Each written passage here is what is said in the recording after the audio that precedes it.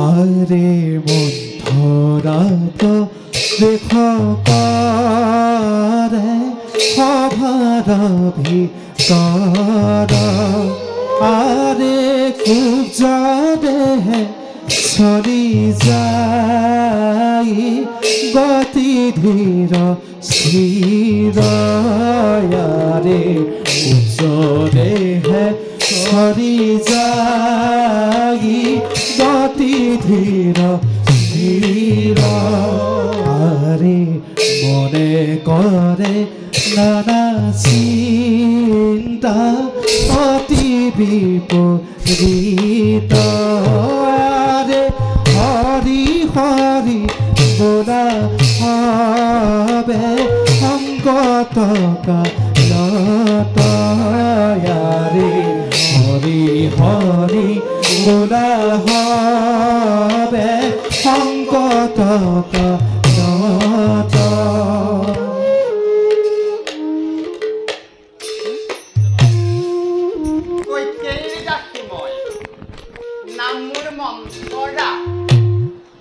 মোৰ বাবে মহাৰাণী কৈকেয়ীয়ে অতি মৰমৰ এটা কথাই মোৰ মনত সদায় আনন্দ প্ৰদান কৰে যে কোনোদিনে কোনো কালে ৰাণীয়ে মোক দাসী ৰূপে নকৰে ব্যৱহাৰ মাতৃত্বৰ সন্মানেৰে সদায় যেন মোক ৰাখিছে আৱৰি মোক সকলো দিছে মই জানো ৰাণীয়াক তাৰ বিনিময়ত কিবা দিব পাৰিছো এবাৰ ভাবিছো প্ৰয়োগ কৰি মোৰ স্বভাৱগত কলা অনাটক পাতিম নাই অযোধ্যাৰে ৰজা ৰাণীয়াই কৈকেয়ী হ'ব ৰাজমাতা আৰু আৰু আৰু মন্থৰা আৰু আৰু যাওঁ ৰামৰ ৰাজ অভিষেক হোৱাৰ আগতে মই মোৰ ষড়যন্ত্ৰৰ মেলুবৈ পাতনি ৰাণীয়াই কৈকেয়ী ৰাণীয়াই কৈকেয়ী ৰাণীয়াই কৈকেয়ী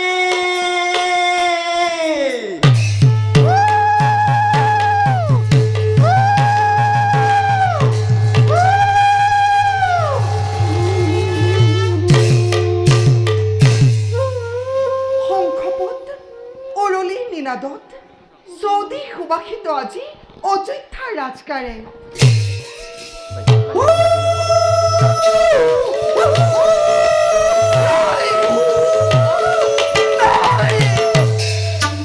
আনহাতে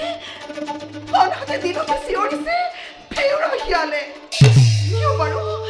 কিয় বাৰু আকস্মাতে আহিছে এনে মংগল এয়া যেন কিবা বিপদৰ আগজাননী আনহাতে দুঃশব্দ আৰু দুঃচিন্তাই আজি বহুত দিনৰ পৰাই মন মোৰ কৰিছে বিপল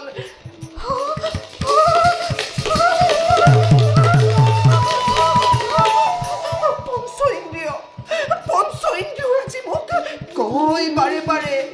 মোৰ বাবে ঘটিব অন্তৰে অযোধ্যা ভূমিত অতি পুত্ৰ হ'ব হেৰুৱাম সকলোকে মই প্ৰভু দয়াময় কৰিছো মিনতি এই স্বপ্ন যেন নহসত্য প্ৰভু এই স্বপ্ন যেন নহসত্য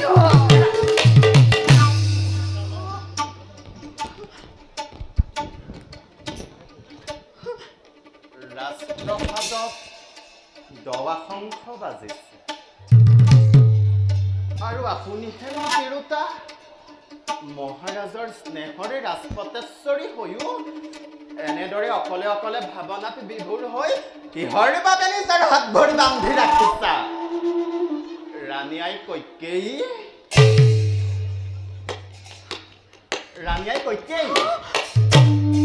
কোন মন্থৰা ৰাণীয়াই মন্থৰা আছে নেকি কিবা সমাচাৰ এনেহেন আজলি ৰাজপটেশ্বৰী মই হলে জীৱনতো দেখা নাই মন্থৰা তেতিয়াৰে পৰা দেখি আহিছো মহাৰাজৰ ইমান প্ৰিয় পাত্ৰী হৈও সময়ৰ সুযোগ গ্ৰহণ কৰিব নোৱাৰিলা মন্থৰা তই তই কি সুযোগৰ কথা কৈছ মই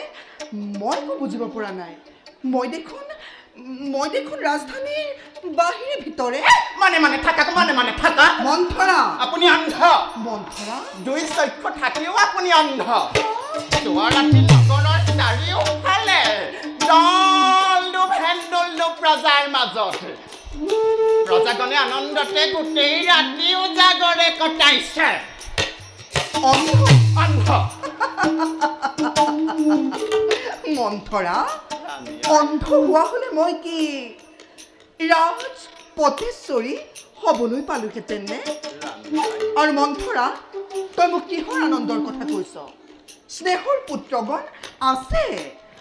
মোৰ খুৱে বাৱে সকলো পুত্ৰবধূৱে ৰাখিছে মোক অপত্য স্নেহ কৰি সীতা মাণ্ডৱী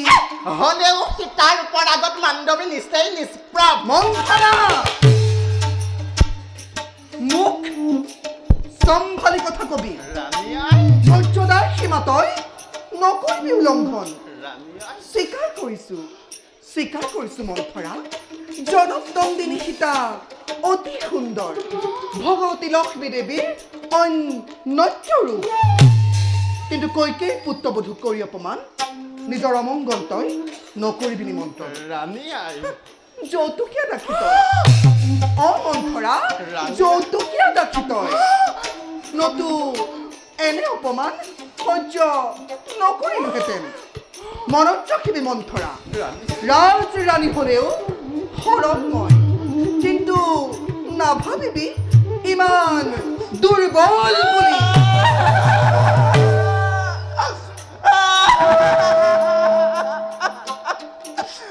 ৰাজধানীৰ কাৰুকাৰ্য মোৰ দেখিহে দুখ লাগিছে ৰাণী আই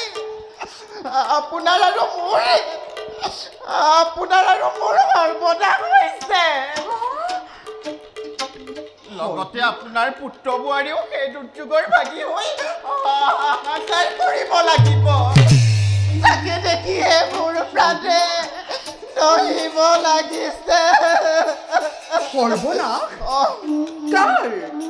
কাৰ সৰ্বনাশ হৈছে আৰু কোন দুৰ্যোগৰ ভাগি হ'ব লাগিব কচোন ক মন্থৰা তোৰ আজি এনে ব্যৱহাৰ দেখি মই একেবাৰে অধৈৰ্য হৈ পৰিছো ৰাণীয়াই ক'বলৈ আহিছো যেতিয়া নুশুনিলেও কম শুনক তেন্তে আপুনি ৰাজন্তেকপুৰত সোমাই থাকোঁতে সকলোৱে আপোনাক আঁতৰাই ঘৰত শত্ৰুঘ্নৰ আগমনলৈ নকৰি অপেক্ষা কৌশল্যাৰ মন্ত্ৰণাত বঞ্চিত কৰি ভৰতক অযোধ্যাৰ ৰাজসিংহাসনৰ পৰা কালিলৈ ৰাজ্যাভিষেক হ'ব শ্ৰীৰামচন্দ্ৰ কি কলি মন্থৰা ৰামৰ ৰাজভিষেক ৰাণীয়াই এইটো অতি শুভ সংবাদ মন্থৰা ৰাণীয়াই আমাৰ জ্যেষ্ঠ পুত্ৰ ৰাম ৰজা হ'ব ৰাণীয়াই এইটো অতি উচিত সিদ্ধান্ত মহাৰাজে নিশ্চয় মহাৰাণী আপুনি কথাটো কিয় এতিয়া বুজি পোৱা নাই মন্থৰা মহাৰাজৰ জ্যেষ্ঠ পুত্ৰ শ্ৰীৰামচন্দ্ৰ জ্যেষ্ঠতা আৰু গুণৰ ভিত্তিত অৱশ্যে শ্ৰীৰামচন্দ্ৰ অযোধ্যাধিপতি ইয়াত অস্বাভাৱিকতা ক'ত মন্থৰা ইয়াত অস্বাভাৱিকতা ক'ত বাৰু মন্থৰা এবে যাওঁ মই ৰামৰ সমীপে কিন্তু মনত ৰাখিবি মন্থৰা আমাৰ জ্যেষ্ঠ পুত্ৰ ৰামক আশীৰ্বাদ কৰিবলৈ নাপাহৰিবি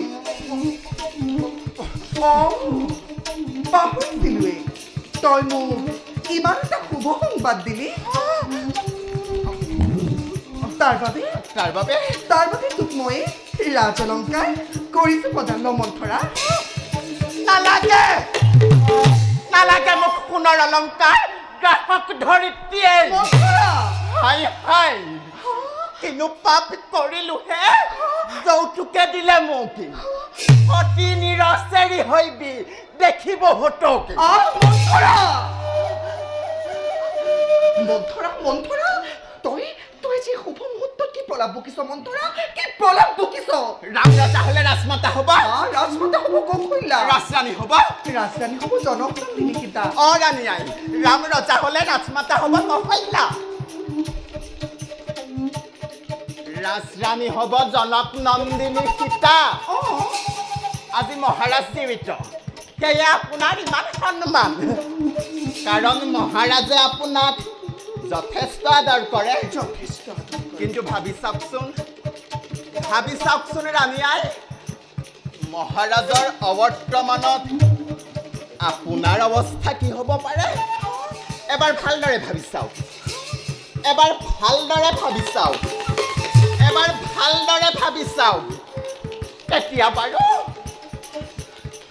তেতিয়া বাৰু সতীনে কখৈলাৰ দাসী নহ'বনে আপুনি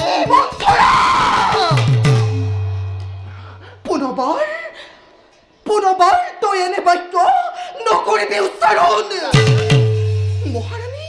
মহাৰাণী কখৈলা মোৰ জ্যেষ্ঠ ভক্তি সদৃশ কোনোদিনেই কৰা নাই সতীনী জ্ঞান মই ৰাণী আই তেনেস্থলত তোৰ দৰে এজনী দাসীয়ে মোক এনে বাক্য কৰিছ উচ্চাৰণ আঁতৰি যা মন্থৰা আঁতৰি যা তোৰ সন্মুখৰ পৰা আঁতৰি যা মন্থৰা আঁতৰি যা কৰক বাচ্য মানে কৰক তিৰস্কাৰ প্ৰয়োজন সাপেক্ষে মৃত্যুদণ্ড দিয়া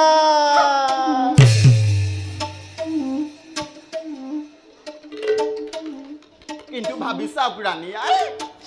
ৰামৰ ৰাজঅভিষেক ভৰতৰ অনুপস্থিতিত কিয় আপোনাৰ আজন্ম প্ৰেম ত্যাগি সকলো অথলৈ যাব পাৰে আপুনি কি সতীনী কখৈলাৰ দাসীও হ'ব পাৰিব আপুনি কি সতীনী কখৈলাৰ দাসীও হ'ব পাৰিব আপুনি কি সতীনী কখৈলাৰ দাসীও হ'ব পাৰিব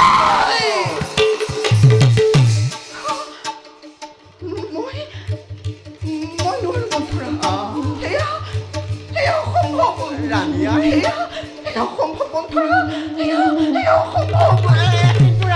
মন্থৰা তই মোক একো নকবি মই আৰু একো নুশুনো ৰাণী আই মন্থৰা মই একো নুশুনো শুনিবই লাগিব ৰাণী আই আপুনি শুনিবই লাগিব ৰাম ৰজা হলে আপুনি দাসী হ'ব লাগিব ৰাম ৰজা হলে আপুনি দাসী হ'ব লাগিব ৰাম ৰজা হলে আপুনি দাসী হ'ব লাগিব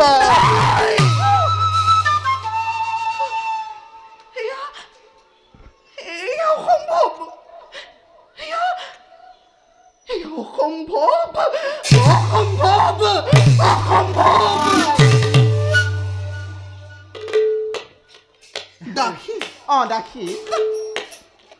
দাসী মই নহওঁ কদাপি ৰামৰ ৰাজ অভিষেক মই স্তব্ধ মন্থৰা ৰামৰ ৰাজ অভিষেক মই স্তব্ধ কৰাম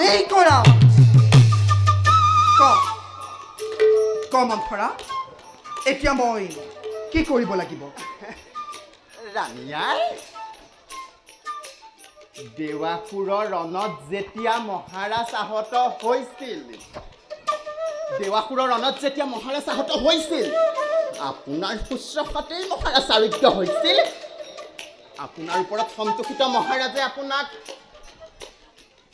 দুটি বৰ দিম বুলি কৈছিল দেৱাসুৰৰ ৰণত আহত হোৱাৰ পিছত আপোনাক দুটি বৰ দিম বুলি কৈছিল তাক আপুনি পিছত ল'ম বুলি কৈছিলো আজি সেইবৰ খোজাৰ সময় আহি পৰিল ৰাণী আই আজি সেইবৰ খোজাৰ সময় আহি পৰিল কিন্তু প্ৰথমবাৰে কি মন্থৰা প্ৰথমবাৰে ৰামৰ পৰিৱৰ্তে ভৰতৰ কি মন্থৰা প্ৰথমবাৰে ৰামৰ পৰিৱৰ্তে ভৰতৰ ৰাজ্যাভিষেক আৰু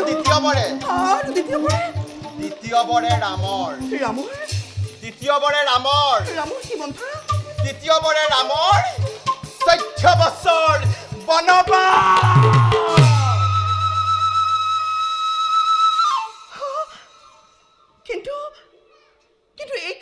কেনেকৈ কৰিম মন্থৰা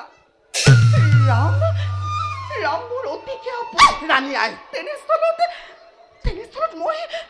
মই কাম কেনেকৈ কৰিম মই কেনেকৈ কৰিম মন্থৰা কেনেকৈ কৰিম নাৰীৰ প্ৰচণ্ড শক্তিক জগোৱা নাৰীৰ প্ৰচণ্ড শক্তিক জগোৱা আপুনি পাৰিব ৰাণী আই আপুনি পাৰিবই লাগিব ভাৰতৰ ৰাজ্যাভিষেক ৰামৰ 14 বছৰ বনবাস ভাৰতৰ ৰাজ্যাভিষেক ৰামৰ 14 বছৰ বনবাস ভাৰতৰ ৰাজ্যাভিষেক ৰামৰ 14 বছৰ বনবাস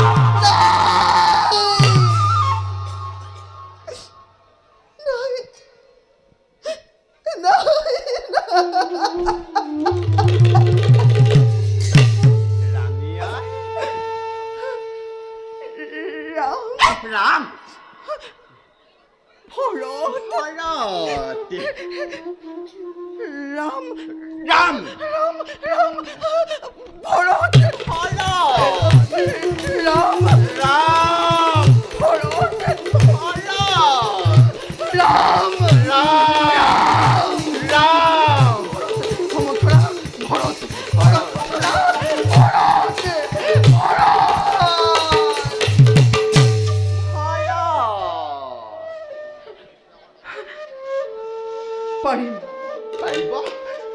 পাৰিম মন্থৰা মই পাৰিম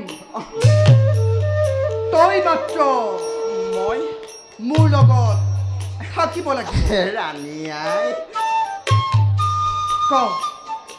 ক মন্থৰা পাৰিবি ৰাণী আই কিয়নো নাথাকিম আপোনাৰ আৰু পুত্ৰ ভৰতৰ বাহিৰেনো আপোন বুলিবলৈ কোন আছে মোৰ এই সংসাৰত এতিয়া বলক ৰাণী আই নিজ উদ্দেশ্য সিদ্ধিৰ পথত আপোনাক আগবঢ়াই দিওঁ মই বলক ৰাণী আই বলক ভৰতৰ ৰাজ্যাভিষেক ৰামৰ 14 বছৰ বনবাস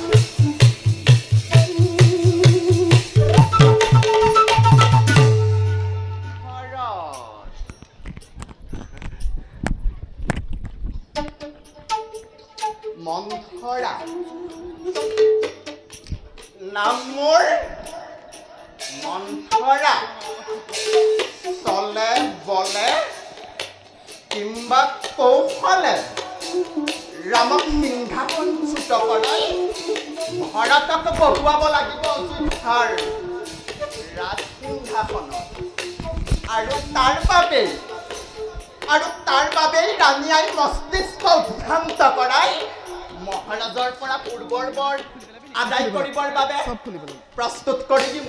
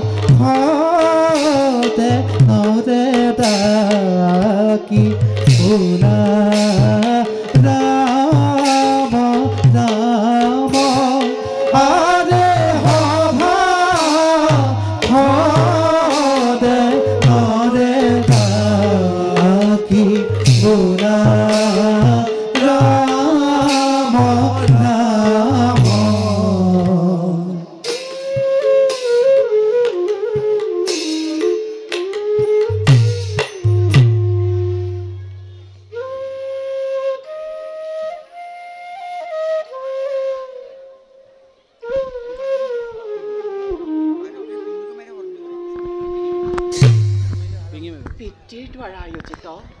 মোৰ স্বয়ম্বৰ সভাত ভংগ কৰি হৰধনু পুৰুষোত্তম ৰামে পত্নীৰূপে লাভ কৰিলে এই জনক নন্দিনী।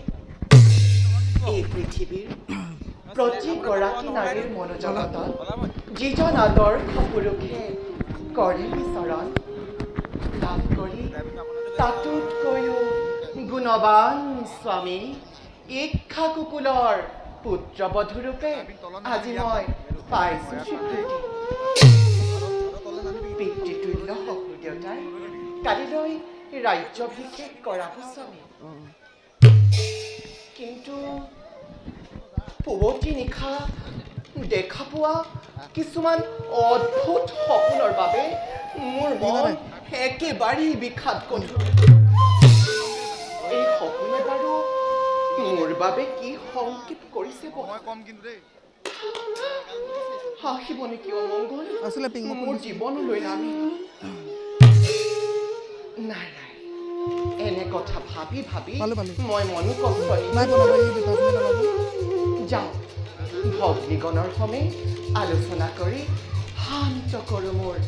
অস্থিৰ মনত।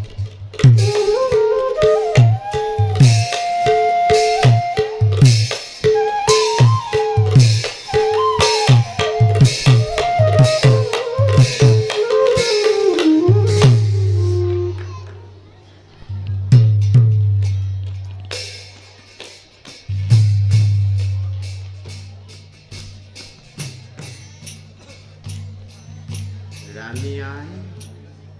মই শিকোৱাৰ দৰে সকলো কাৰ্য কৰিবা সম্পাদন, কিন্তু সাৱধান নিজকে দুৰ্বল নকৰিবা। পুত্ৰ ভৰতৰ উজ্জ্বল ভৱিষ্যতৰ বাবে নিজৰ সিদ্ধান্তত কিছু দৃঢ় হ'বই লাগিব। এটা কথা মনত ৰাখিবা ৰাণীয়াই, ভৰতৰ ৰাজ্যাভিষেক ৰামৰ 14 বছৰ বনবাস। ৰাজ্যাভিষেক ৰামৰ 14 বছৰ বনবাস। ভৰতৰ ৰাজ্যাভিষেক হ'ব হ'ব হ'ব মন্থৰা, তই এতিয়া যা। ভাল ৰাণীয়াই, ৰামৰ 14 বছৰ বনবাস।